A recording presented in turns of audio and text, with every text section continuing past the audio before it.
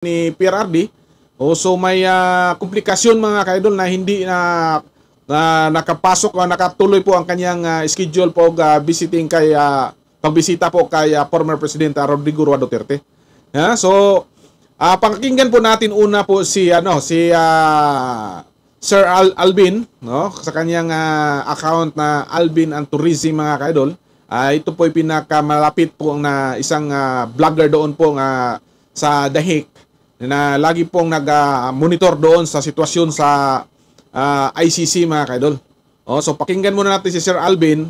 So bago natin pakinggan po si Ma'am Hanilita Bansinya, ang long-time partner po ni former President Rodrigo Roa Duterte mga kaidol. Hello po sa inyong mga kababayan. Alam ko po na gustong-gusto nyo ding malaman ano po yung update ni former President Rodrigo Roa Duterte with regards sa sitwasyon niya inside the ICC detention facility. Sa hindi po nakakaalam, meron po tayong situation ngayon kasi hindi po nakakapasok sa ICC detention facility si Ma'am Hanilet. It has been made public pronouncements po ni Attorney Roque, no?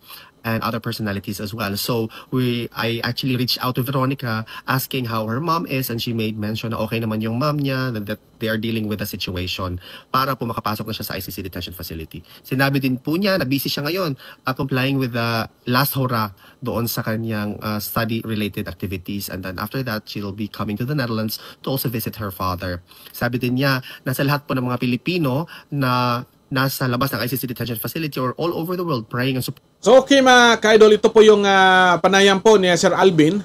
So talagang kailangan tayong sumunod mga kaidol. So para lang po sa nag-update, laging gustong malaman yung mga sitwasyon doon. So lagi niyong panoorin po yung account ni Sir Alvin and Tourism mga kaidol. So, dito po sa TikTok, makakakuha kayo ng informasyon mga kaidol. So ito na po, pakinggan po natin si Ma'am Hanilit mga kaidol sa kanyang panayam tungkol po sa sitwasyon po doon sa ICC mga kaidol sa pagbisita niya po kay former President Rodrigo Roa Duterte mga kaidol. Kasi nga ang nangyari noon, wala akong, 'di ba, sabi ni VP siya may 7, 9 na warnings, 'di ba? Ako nung pagbisita ko nung hapon na yon, 5 minutes bago matapos ang